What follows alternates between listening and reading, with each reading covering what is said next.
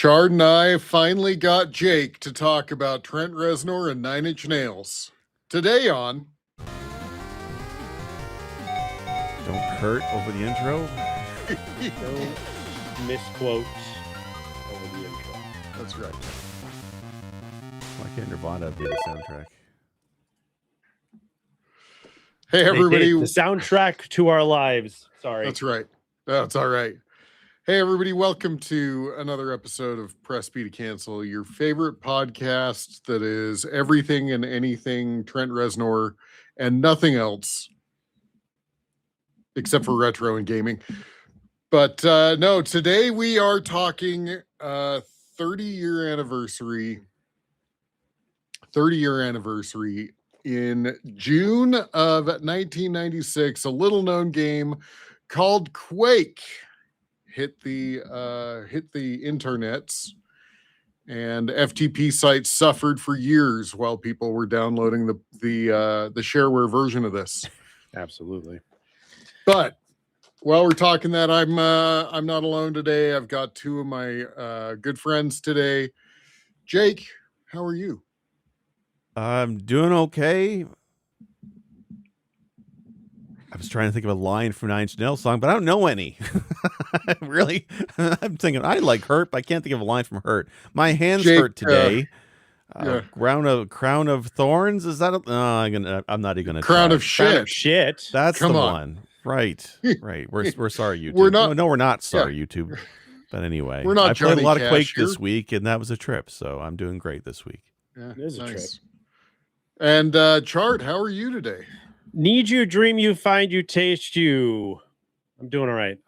It's been a week, but I'm happy. It's Friday, as I usually do, and I'm pretty jacked to talk about this. This game is one that I remember fondly because I remember downloading it, and I remember playing it, and I remember looking at some of the ammo boxes, going, "Wait, Yep. what?" And then deep diving into it after it was released, and realizing that my all-time favorite musician had a very heavy hand on this entire game, and it's fucking awesome. So I'm pumped to be here. So for sure. yeah. Well, while we are up above it, let's get down into it. Ooh, down in it. Look at these two. Look at these two band nerds. No, so Jake, this might be something you can never have. That's right. But kind of I want to talk about this game more. We're gonna hurt Jake today. It's a terrible That's lie. the one I should have used. I'm gonna start looking at fucking quotes. Otherwise, I just can't compete. You're gonna have to wake up pretty early to keep up with Sinistar and I. Okay, so in 1996, coming off the heels of Doom and Doom 2, John Carmack and John Romero and Adrian Hexen, everybody's favorite and boomer Hexen, shooter, Hexen. Right. Come on. Yep. This guy.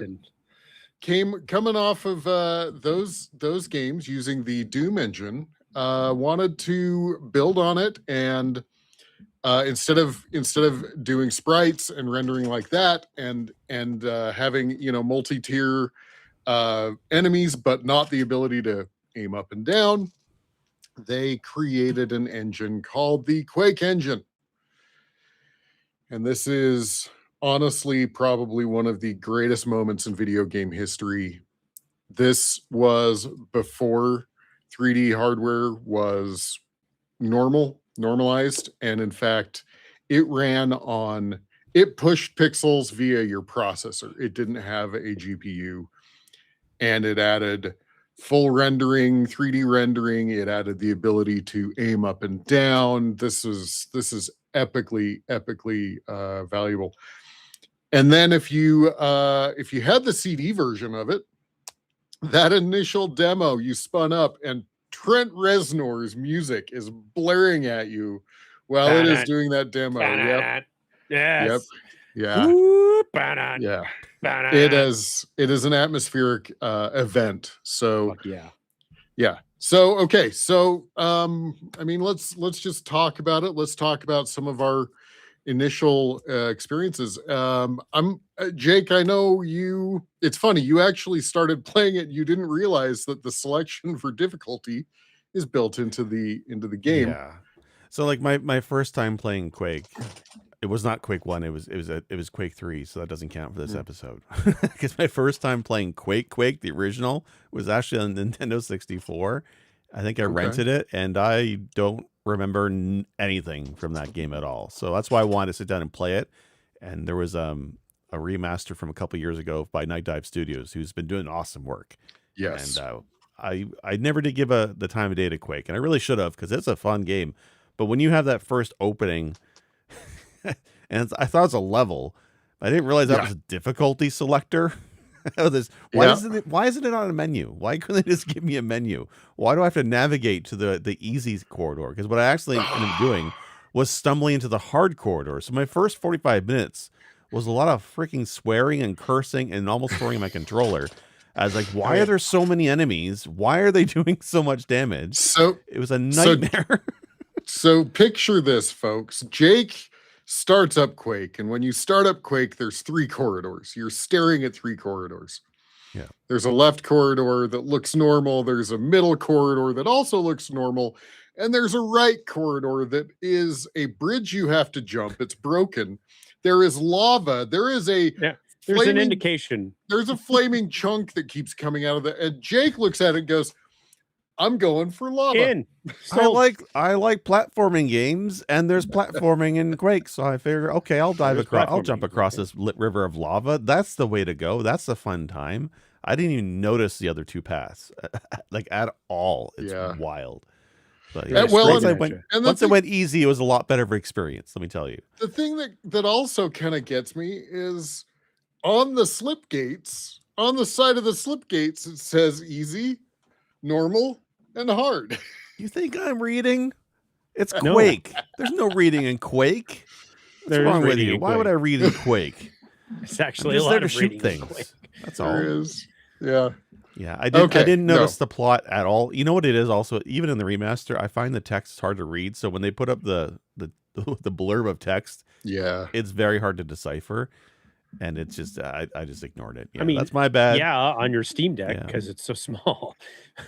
I'm actually playing on my 4K monitor, which I'm really impressed with the 4K monitor. Maybe that was a factor. On 4K, it's going to be this big, Jake. No, it was very tiny. But I will say, man, first impressions is like how smooth this game runs. I mean, obviously it's 30 years old, but it, like, even for back then, like it feels like just a very smooth, well-made experience, and like it still holds up even today. Like frame rate, like visually impressive no matter what decade you play it in. I was not prepared for how awesome it looks even today. There's games out there that are trying to do artwork that is similar to Quake, like today, that were released like this year, and you're like, you still get that cool pixel art look to it, and you're like, I know where you got this idea from. I've seen this before. All right, well, Chard, let's talk your first impressions, which I believe you probably played this in 1996. I did. A buddy of mine growing up had a really nice computer, and we played all the boomer shooters when we were younger. We'd always download them at the FTP sites and all that shit. And we stayed up all night because he had heard rumor that there was some cool connection between Trent Reznor and this game. And we put it on and we play it, and of course, the theme song kicks in and it blasts your hair back. And I remember running around and seeing the Nine Inch Nails logo on the ammo boxes, and you get a nail gun. I was like, what? That's a cool concept weapon. I was 14, 15 at the time. Well, not high school. Not 16. only do you get the nail gun, but you get the super nail gun later. Yeah. And you're like, whoa. You just don't talk about, like, we've been so used to Doom and machine guns and miniguns and rocket launchers and the BFG and all that shit. Yeah. But then you're like, you get a fucking nail gun, and I immediately was sold. I was immediately in like Flynn, and we played this game for hours and hours and hours. And then that's when we started getting into mods and the modding, which we'll dive into a little bit more later. But I fucking love Quake. I'm a big Quake nerd. I love this game. I played the original. I like 2. We're not going to talk about 2 today, but I like the first 2 very much. I did not play much of the arena. I know that you guys both played 3. I didn't touch 3. But man, this game is just the fucking gibbers in this game, and all the sound effects and the voices and there's just some really cool things with this game that isn't just the growling of creatures. I will say that the grenade launching enemies are bitches, and I still don't care for them to this day. But I just the logo is iconic. The traps in this game are iconic. This game is it's just fucking cool. Yeah. And just seeing Nine Inch Nails logo on an ammo box just really sends it for me. And I've been a Nine Inch Nails fan my entire life, and felt like I got to grow up with this kind of stuff. So this is really cool. I love this game. Quake is dope. Well, and for me, I definitely also have those memories. My memories, I played through so first off, I downloaded the shareware version. This was back in the day when games would release a shareware version that would be 1 or 2 or 3 levels. It would be a section of the game. And then when you beat that, like a screen would come up and say, "Thanks for playing. If you want to play this for real, you can order this game, or you can, something," right? And so that was my first experience. So I actually missed that it had a soundtrack on my first playthrough, because the shareware version, wanting to be on floppy disks, did not have the soundtrack with it. Right. But I, of course, noticed this. Like, I was a Nine Inch Nails stan. I was like, I'd been into Nine Inch Nails. I know that guitar. Yeah. I know that yelling in the background. Well, for me, it was like, why do the ammo boxes say "Nin" on them? Yeah. Like these, and unbeknownst to me at the time, the other thing that you don't realize is he voices the main character as well, Trent Reznor. Yeah. So, and the thing that gets me is when you're underwater and he starts gagging. Yep. When he's drowning. Yep. Those are kind of the ultimate mouth noises, Jake, is Trent Reznor gagging. So if I'm going to listen to anybody's mouth noises, I'll take Trent's over anybody else for sure. Fantastic. Okay. Trent makes good mouth noises. Can't complain. Yeah, I can't complain with the mouth noises in this case. I don't even feel it's the soundtrack. Like, I don't really hear music in this game. It's mostly ambient. Just like ambient. Yeah, it's great. Yeah. Don't get me wrong, but it's chains and screams and gears grinding and echoes. It doesn't even. So it's not something I would listen to for joy. You know what? Fair enough, I guess. But when I listen to a Nine Inch Nails album, I have listened a little bit.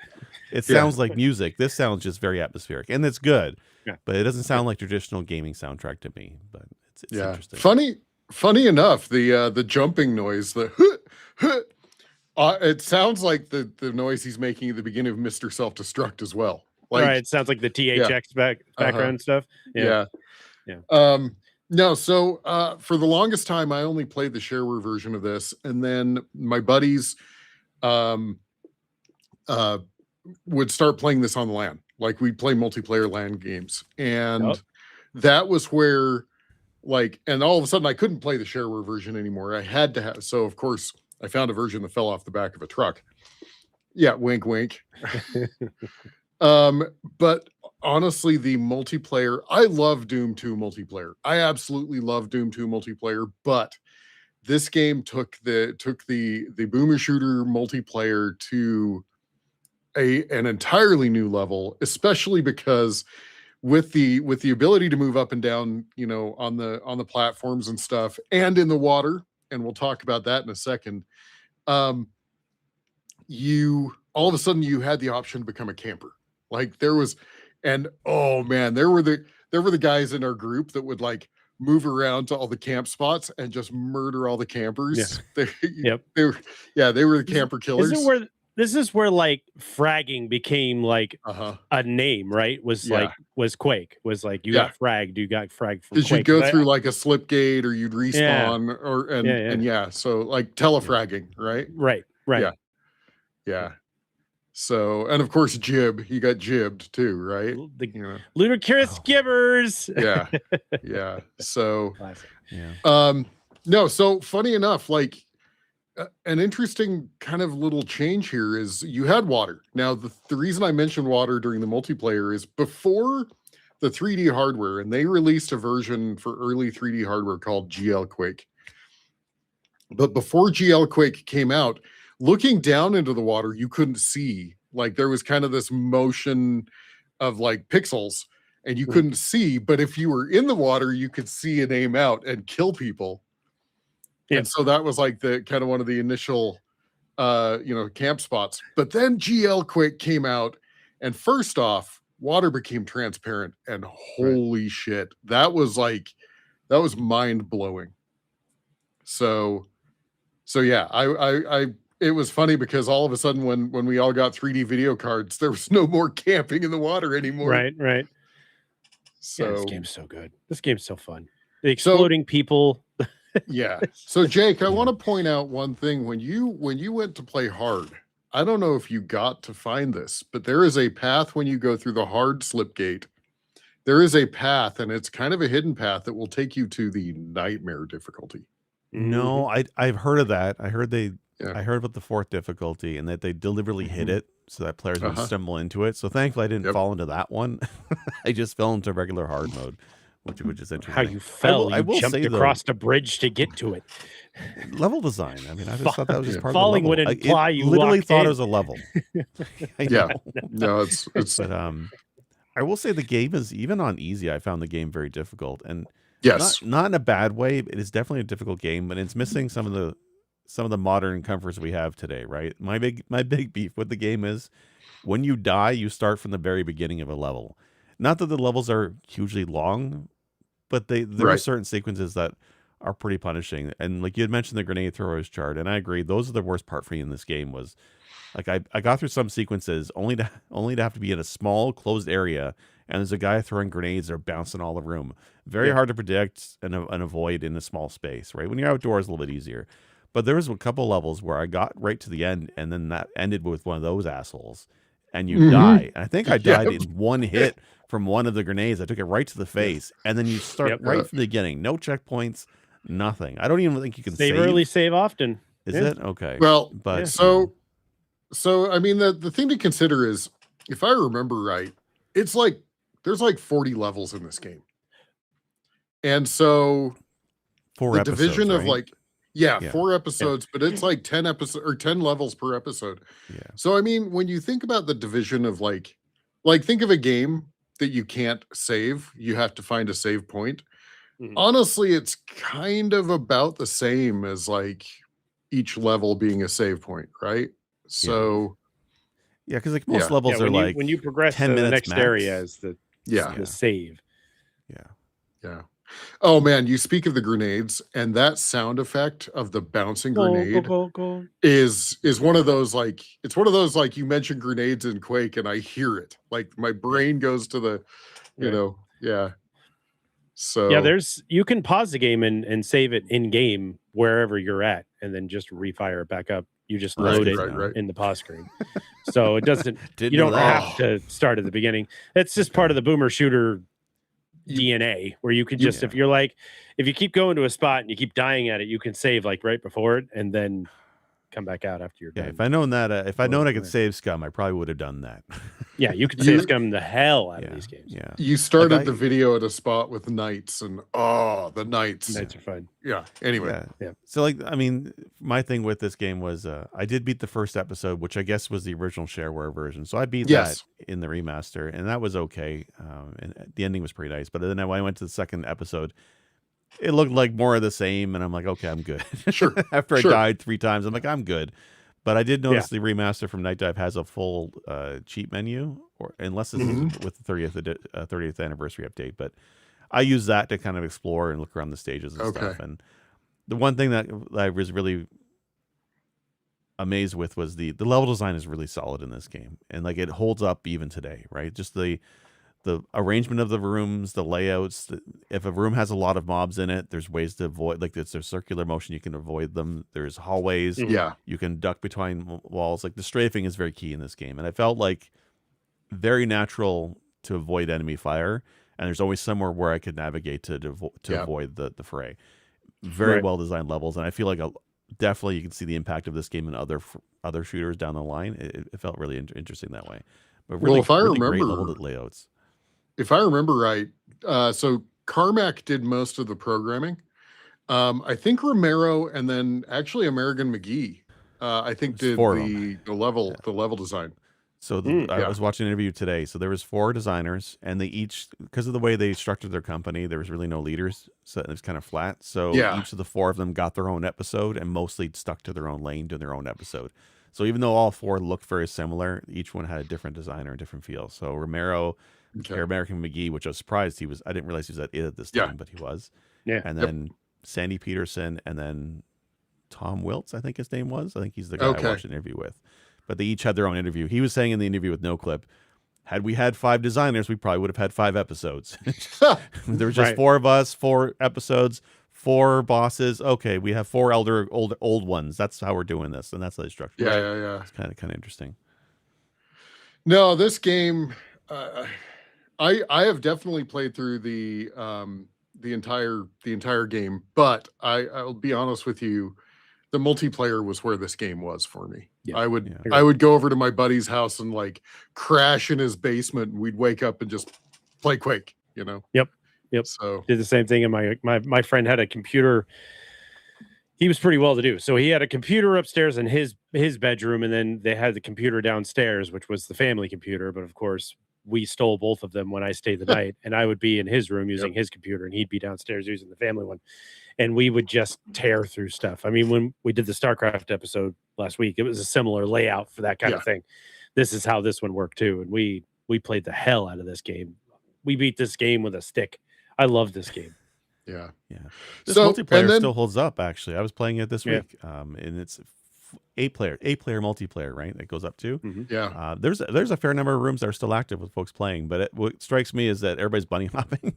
Which I guess this was the era of bunny hopping in these kind of games, right? Because you went faster, I think, if you did it, and it was definitely fun. It still holds up even today. Like the gameplay for this is very classic in terms of how it feels.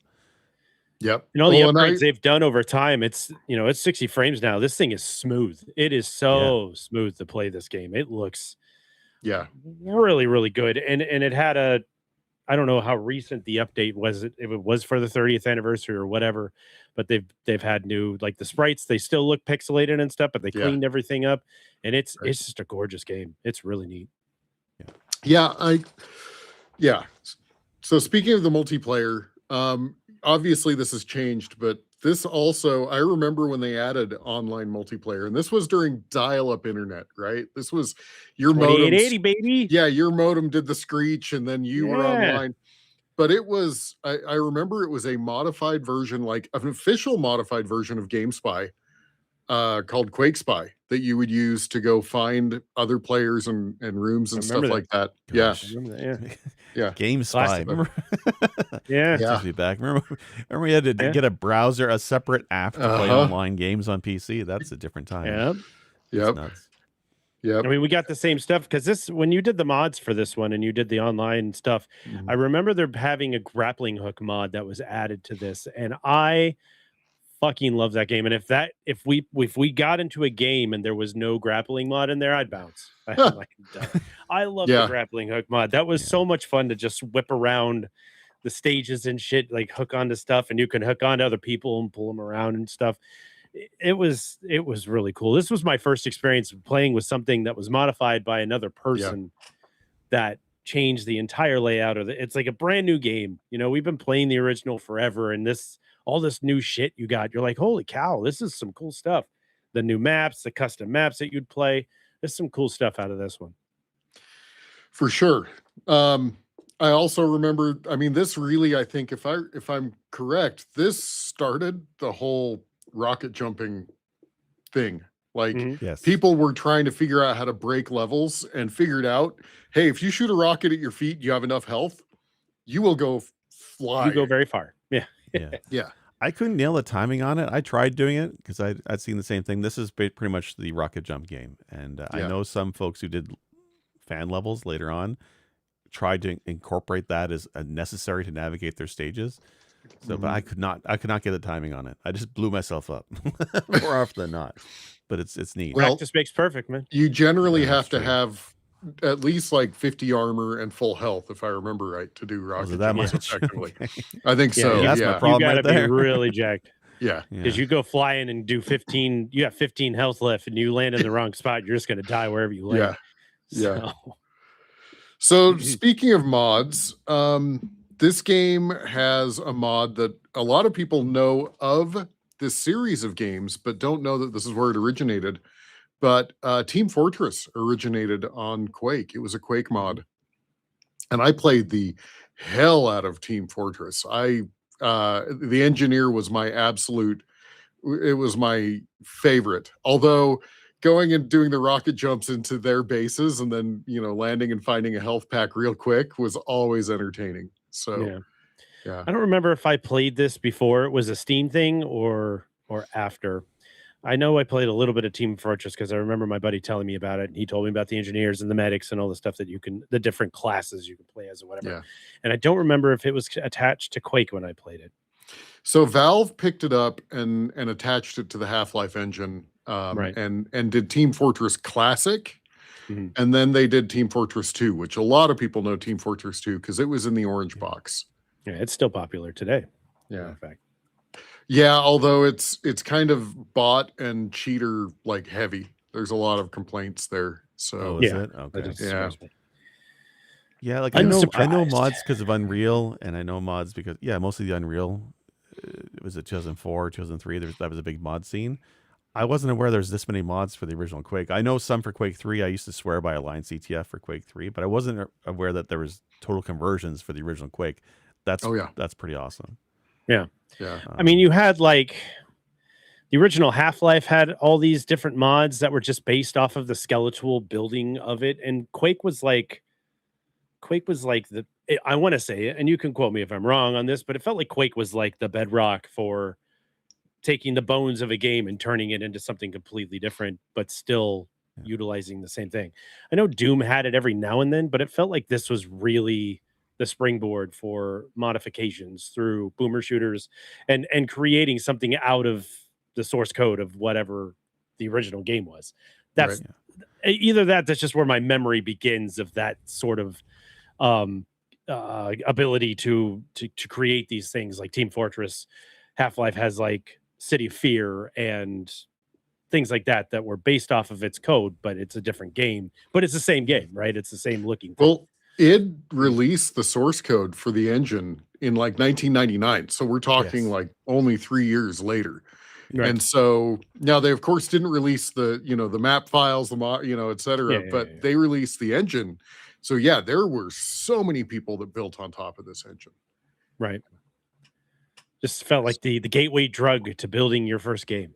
Yeah. This is the Unreal Engine 5 or Unreal Engine, whatever number we're on right now, where everybody's cranking something out right now. Right. Yeah, definitely you can see people would cut their teeth on map making for this game, and that's skills that carried over in other games as well, right? Like I know when I think of like mods in the early 2000s, a lot of it was Unreal Ed, but a lot of it was also Quake 2, which is interesting.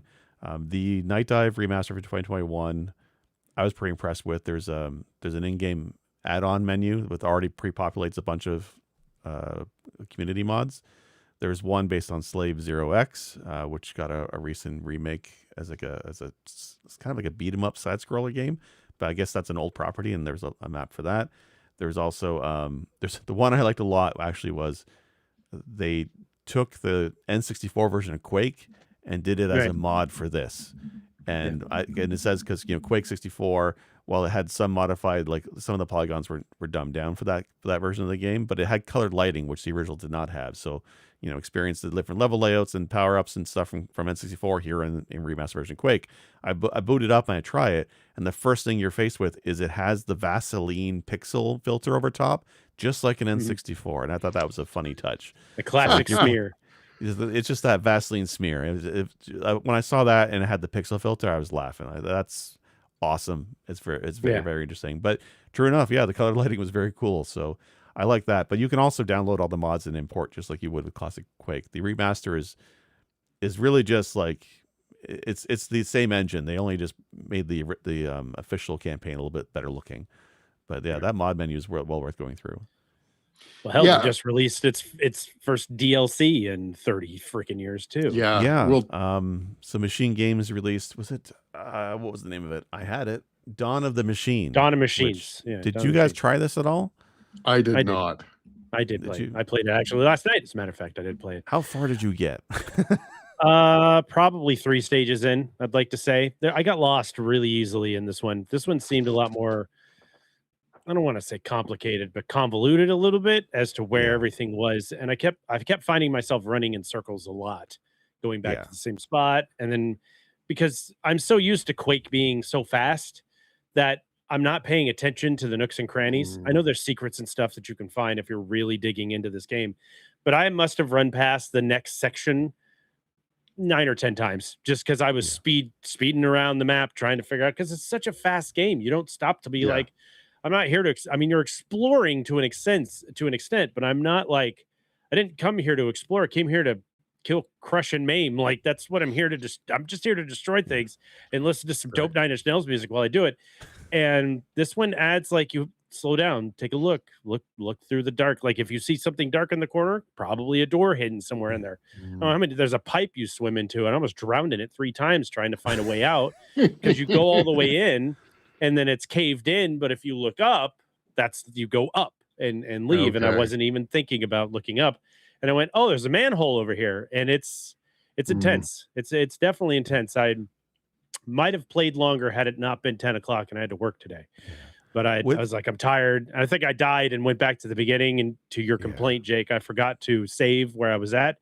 And I went, I'm good. I'm going to go to sleep. Well, knowing that it can save, I actually kind of want to go back and try it, because it does some things a little more interesting. Some of the areas are wide open. I noticed that over the original Quake. But also, it's meant to loop around, from what I'm told. Like, it was designed where you start with less health. I think you start with like 40 health or something. It's much lower. Yep. And you get shards of health and permanent health increases as you play. And you get the weapons as you play, longer you play. Your health increases are body parts. Yes. I picked up a severed head and I got 20 more health.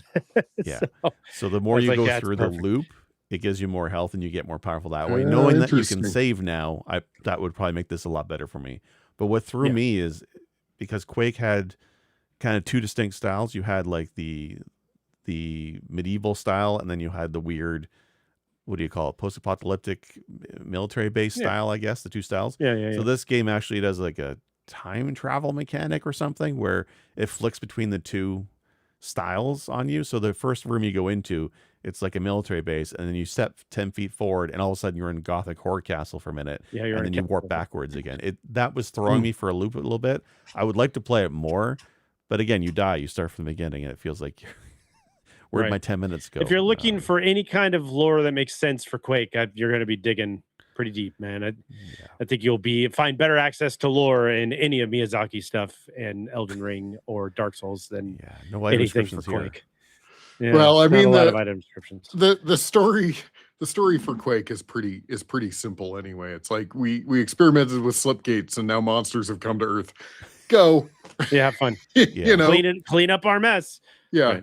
So like when I was reading about the story for Quake, I'm trying to make sense of it, right? Because like I know Doom has lore to it, or they've tried to tack on lore to it over the years, but Quake has always been Quake. But there is a story to it. But I was reading up on it, and some sources were saying, oh, it was inspired by the ID Team's D&D game from the early 90s. That's but what then I looked heard. up details on that.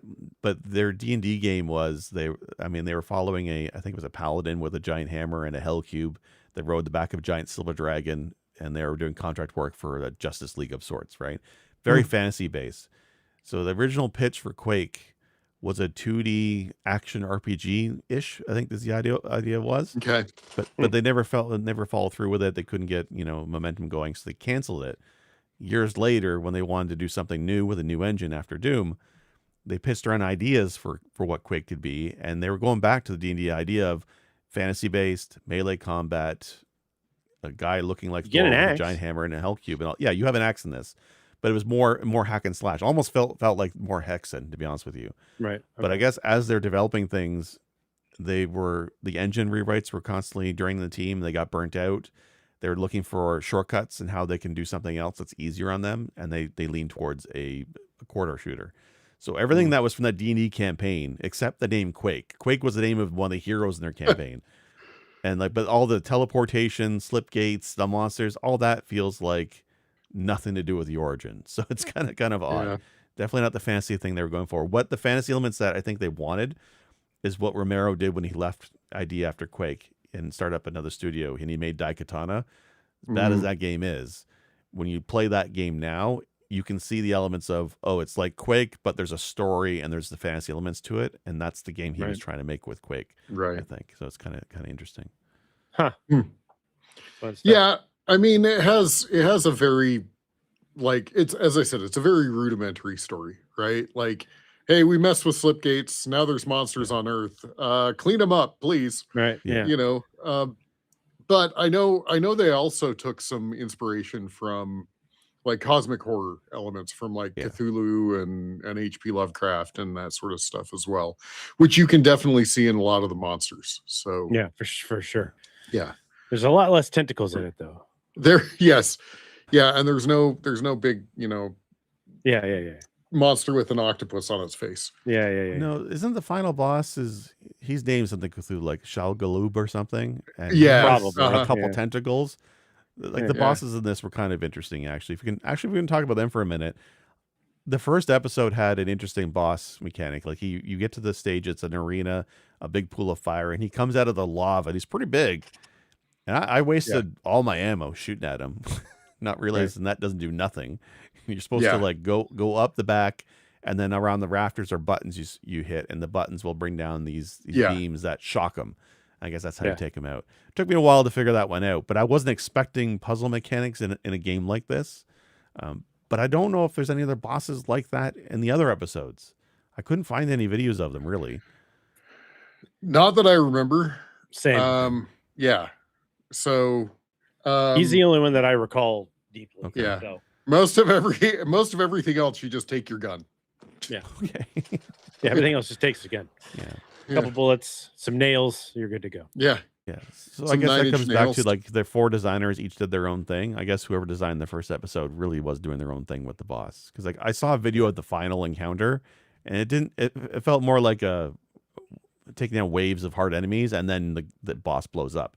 It didn't feel like the first boss at all. So that's kind of interesting. Right.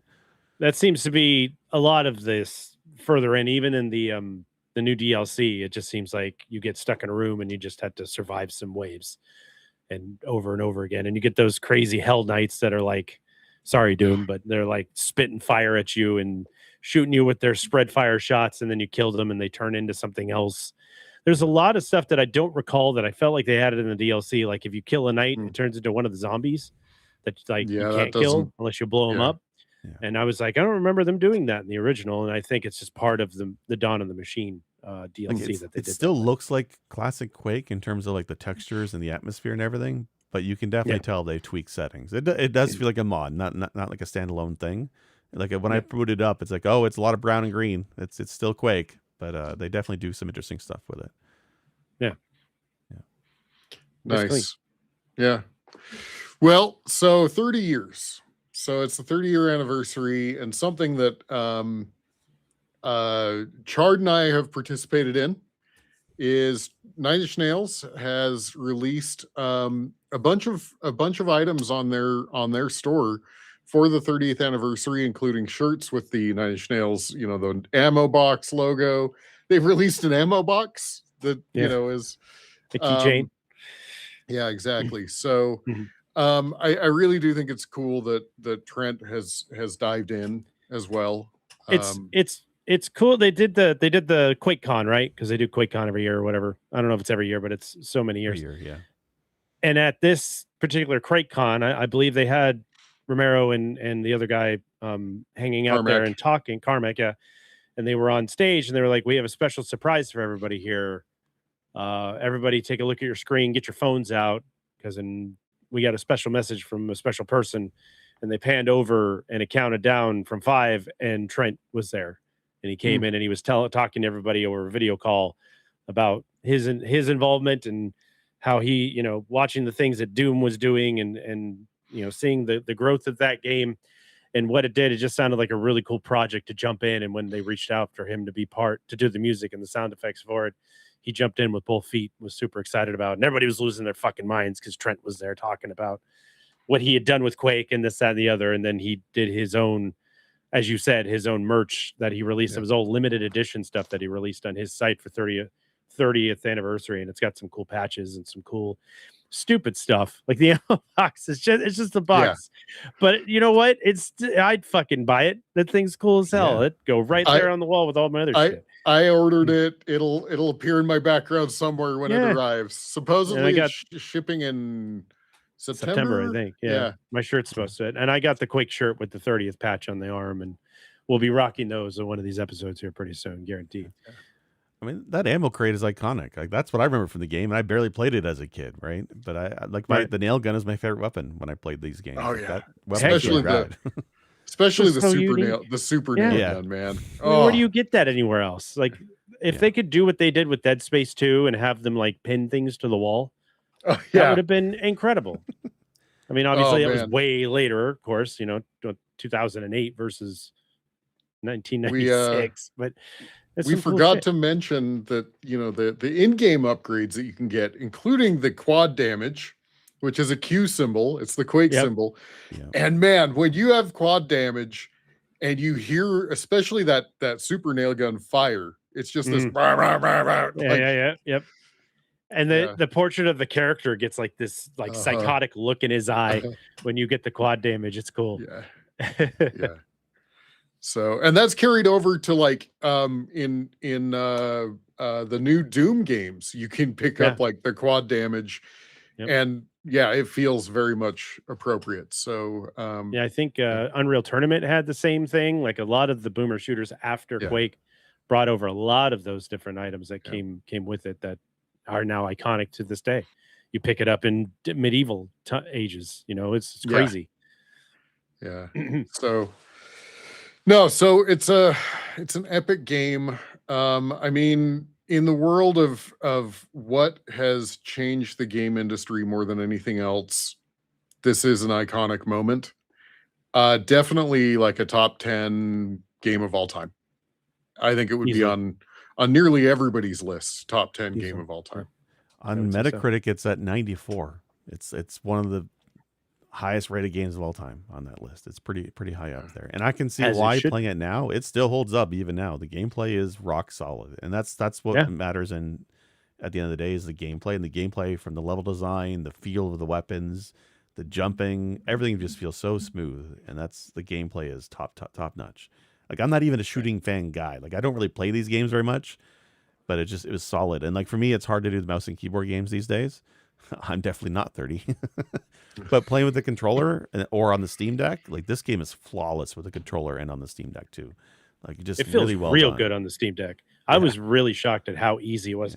I'm so used to mouse and keyboard with these types of games, and I was like, controller, I don't know. And I fired it up on there, and god damn, it felt great. It felt really good, real smooth, real easy to control. I found myself playing that thing for hours in my bed the other day, just like completely lost track of time like I used to back in the day when I'd started playing this. So it's great that it still has that kind of personal grip. You know what I mean? Yeah. It's fucking neat. Yep. I mean, id created a genre that was copied a million times, right? I mean, they started with Wolfenstein 3D, Doom, of course, Quake. Yeah. So Turok the Dinosaur like they just Hunter, kept everybody's favorite shooter from the era. Everybody's classic. You know that was only 97. I had to look it up. Turok was 97 on the N64. I wonder how much of that influence from that game came from Quake a year before, or if they just were following the patterns from Doom and that we're trying to do their own thing. Because I mean, just look at id Software's track record. That's right. All they made. Well, when did the shooters? When did the initial Tomb Raider games come out as well? Because Tomb Raider feels very Turok to me. That's PlayStation 1. No. It's not dinosaurs, my friend. Oh, okay, like one, dinosaur. But I mean, Turok is a first-person shooter, and Tomb Raider is a. It's got puzzle. It's got puzzle elements. Game. Yeah. Dialogue game. The big departure. The big departure in Turok is that there's more platforming, which love it or hate it, I guess, right? But the controls in Turok are awful. Even with a modern controller, it sucks. Whereas Quake with the controller just feels so much better. It's odd. And there's a little bit of platforming in Quake too, which is surprising. Like not a lot, but there's enough there. If you want to get more than your standard shooter, Yeah. And if you want to get to the nightmare level, there is definitely platforming to get to the Is there? nightmare Oh. portal. Platform to get to the fucking hard level. Yeah, that's true. Yeah. You can't just walk in the door. Why is this so hard? It's so hard to get in. I absolutely adore that you can die selecting the difficulty of the game. Yeah. Like, the irony in that is too good. Yeah. It's too good. Yeah. I was watching a video play now, and you're right. It even tells you like this is the path written and easy. Like, well, fuck. I don't pay attention. Go down this path with lava, and there's harder enemies. Like I said, even on easy, man, this game is a nightmare hard. Like, just brutal. No, nightmare is another level. Nightmare is totally different difficulty. I don't know. I found this game. I don't want to flex, but I beat this on my lunch break. Right? I mean, this is pretty easy. Look, it's no Marble Madness, but it's pretty tough. Yeah. Tough if you take the hardest path in. Yeah. Well, that makes sense. Even on easy, like you don't have a lot of health, right? You don't have a lot of health, and some enemies are bullet sponges. The grenade throwers alone are ridiculous. What is the name of the guys that jump at you? Are they the Vor or are they ogres? The ones that fly across the room at you. The Vor, I think. Vors, Vor, yeah. So the first one you fight of them, it's almost like a mini boss. And the way he jumps across the room, like you have to constantly be moving. He takes at least 10 shots. Yeah. And like I'm just using my shotgun and just doing nothing to him. That took me a few times to get past. It is not an easy game. Rain rockets down from above. That's death from above for me. Right. That's how I take those fuckers out. I mean, this is the game that taught me strafing. I never strafed in Doom. Right. I never strafed in Doom. Why would you? Yeah. No, this one definitely opened my eyes to the sideways shooting. I was like, this is incredible. I don't know, because you do it and it just felt forced in Doom, and you just felt like you could rock everything in Doom. But half the time we were playing it in God mode. We didn't care. We were just there to run through and tear shit up. We didn't give a crap about the difficulty. This was the first actual first person shooter that I played legit without using cheat codes, like for the first couple times I played it. And then when you find out how terrible you are, you just hit that fucking tilde and you bust open God mode and you're rocking.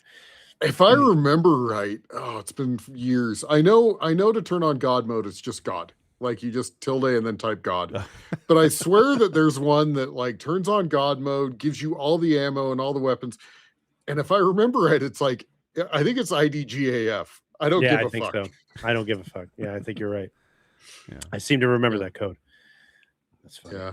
So, well, for the longest time, I had no idea what IDGAF stood for. So I was like, ID. Yeah, it's id software. Yeah. Yeah. It's got to be something with it. It's got to be like id and God and ammo. Yeah. It's everything. Yeah. That's funny. Yeah. So awesome. Well, any other thoughts I mean, celebrating something 30 years ago, and it still holds up to its day. I mean, we're having a renaissance on a lot of. We're lucky to be the ages we are, because a lot of the stuff we grow up with is still very relevant, or very prevalent, or whatever word you want to use that, or bastardized with that. But to get a DLC for a game that you loved 30 years later, it's pretty cool. And if nobody's played Quake, if nobody's played Quake or even gave it a shot, just go in and get it now. It's like $2 on Steam. Absolutely worth your time.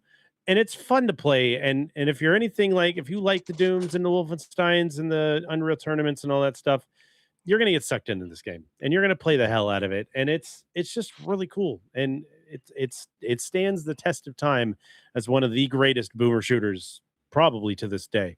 I would love to see, I'd like to see a remaster of this game, of it freshen up like they did with Doom 2016, something cool like that, to give it a little more depth maybe, and have Trent redo the soundtrack to it or add to it. That'd be sick. I think Quake is, if Doom gets it, then Quake should get it, because this game definitely carries a lot on its back. There was Quake 4 at some point a number of years ago. I never touched it. It was okay. Was it okay? And I know they tried doing like Quake 3 again. Quake 3 Arena, there was no story. It's just a mixed mash of all the characters from the games together in an arena shooter. I played the shit out of that. But there was Quake Live for a while there. I think it's still around, but I don't know how active it is. But that was taking Quake 3 Arena, but modernizing it and trying to make it like an esport, right? The idea of the dual shooter, but a fast-paced arena thing. And I know they supported that for a number of years. They did try to do that, but yeah, but I do think it's neat that a 30-year-old game, you're right, Chart, is getting a DLC. We've had a lot of that lately, actually, right? Like Diablo 2 got a new class. What the hell is that? Right. So there's a few games where I think they're starting to hit the nostalgia of our generation and like bringing back some of the classics or adding to them. Like not just new remasters and stuff, but actually taking the old games and adding to it. Which, considering the cost of video cards, is great because nobody can afford new hardware anyway. You might as well go play. We don't need it upgraded. Quake. Just get me more content, and I'm good. Yeah, I'll play the old one. Yeah, fix up a few textures. I'm good. Let's go. Yeah, smooth it over. Put the Vaseline on it, and let's move on. Yeah, you know what's funny though is like for us, this is retro, right? Quake. Yeah, I look at what games are gonna be retro for my kids when they're our age, and like one of the games my daughter's playing right now on Android is Pocket Frogs. You guys probably never even heard of Pocket Frogs. It's in my top 5. It's a small little game. You just collect frogs, you breed them, you get different patterns and colors and shit. It's a fun, addictive little time waster on the mobile. This game came out in like 2006. My wife and I played it when we were dating. That is a 20-year-old game. That is retro.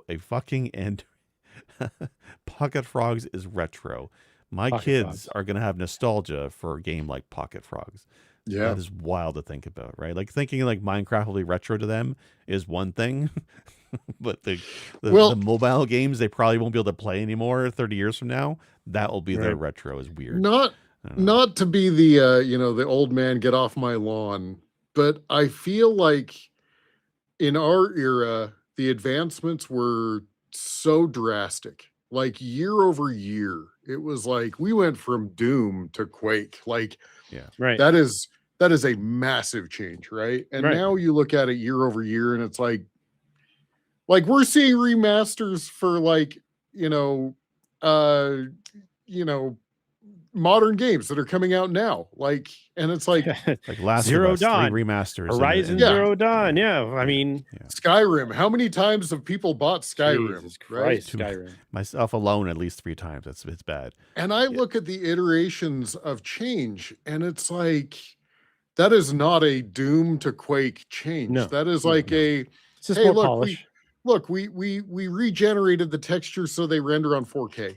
Cool, right? So, and but that's where we're at now. I mean, you got to think about the thought process of things that had never been done before back then, and the Dooms and the Quakes and the all the shit that they were doing. Even the Mario Brothers, like people weren't doing that stuff, and now everybody's done it. So we'll just remake it. So look for at my Silent kids, Hill. I think it's not going to be. They're not. You're right, Sinister. Exactly. They're not going to see the generational leap in graphics or design that we saw for sure. But I think for them, it's more the gameplay has changed or different experiences of gameplay in the games that they're used to playing. Like Minecraft, Roblox are all like platforms to them. And it's always, well, what's new in Fortnite? What's new in Fortnite? It's still Fortnite looking and graphics, but the gameplay has changed drastically in some way. Or there's a new Minecraft mod. It's still Minecraft, but they've drastically changed something with a mod in the gameplay. They see different variations of gameplay. And I think that's where that's where they'll see progression. And, is gameplay changes over time, right? The concept of meme games, right? Small little games that honestly don't look any different than stuff we played 10 years ago, but the gameplay is different than it was 5 years ago. So I think that's where they're going to see things. But we'll see how it goes in 20 years. I mean, I get it because like the concept of a cozy game is recent, right? Like we didn't have cozy games when we were kids, right? It was like, no, I had no one wants to clean their house on their computer. Well, like I had the terror. I had the terror of Centipede. I had the terror of Centipede or Pac-Man, right? Like right. Missile Command. That's not cozy. Okay. But I think like we had cozy games. They're just maybe a little bit different. But SimCity, I think, was a cozy game. All those strategy games for sure. Okay. Right? Yeah, 4X games. Roller Coaster Tycoon. 4X, right? Yeah. Okay. Myst, but I mean the concept of like Myst the cozy game, like Myst is a cozy game. I'm was the talking first game like, that you couldn't die on that I played, and I was like, you can't die. What the I'm hell is talking this? like the Stardew Valley clones and the yeah. So Yeah. I mean, everything now is a farm simulator, right? It's true. Yeah. The joke Yeah. I'll play with any of these, like Gamescom Live is next week, which is Jeff Keighley's one of his events. And I like to play that drinking game. Anytime there's a farming game, drink, and you get pretty drunk real quick. Because I swear there's at least 3 or 4 new ones this year. So Dude, far, that's a good way to die. yeah, it is. Yeah. We're gonna talk to Jake offline about whatever's troubling him. Yeah. Well, it's been a week. Leave that T-shirt. No, it's fun times. One of these days we'll find somebody to make merch for us again, and we'll put up a I have a pretty good artist, guys. Yeah. Just say. Well, have him design a "It's been a week" shirt. Let's go. It's got to have the Stardew Valley character on it. It's yeah. With a nail gun. Actually, that'd be pretty fun. Yeah. Nail gun. Oh Yeah. shit. Yeah. There we Yes, go. This is our cozy game. Exactly. That's actually a good idea. That's actually yeah. Hey, copyright. We're We're trademark. gonna fix this in post. Yeah, delete the idea, please. Yeah. It'll be shade. Yep. Mhm. All right. Well, I think we've beaten a dead Quake. Quake the Dead. A Quake. dead Yeah. vor to death Yeah. with Dead an vor. axe. Yeah. Sure. Yeah. Yeah, exactly. No, this honestly, if you were, under a rock or you weren't alive during that era, try out Quake. Yeah. So, yeah. Classic. Okay. Well, anything else, gents? Or I mean, obviously we'll have housekeeping in a minute, but any topical, anything else? Nope. I love Quake. I love it. I love it. Okay. And I will be sporting my shirt here when it comes in. That's Yeah. all I got left for Quake. And I love Lamp. All right. Well, so for speaking of housekeeping, we have a Patreon, which we welcome people that contribute to us. It's not necessary. We love anybody that listens, but if somebody does join, you get some behind the scenes content when we have it available. And if you contribute at the Circus Charlie tier or above, we call you out. Yes, we're calling you out. Get called out. Yeah, we have two, Cthusiast Jeff and Von Beardley. Thank you very much, gentlemen. We appreciate you. You can find that at patreon.com/pressb2cancel. We also have a website, pressb2cancel.com or pressb.org. We're going to continue renewing that domain. We got Till I die. Yeah, pretty much. Yeah. Thanks, Jared. Can't wait to have that shirt. We love discussions. We have a Discord. Please come and join us on the Discord if you feel like it. Tell us your favorite boomer shooter. Tell us what you loved about Quake. Tell us which Quake iteration is your favorite. Mine's actually 3.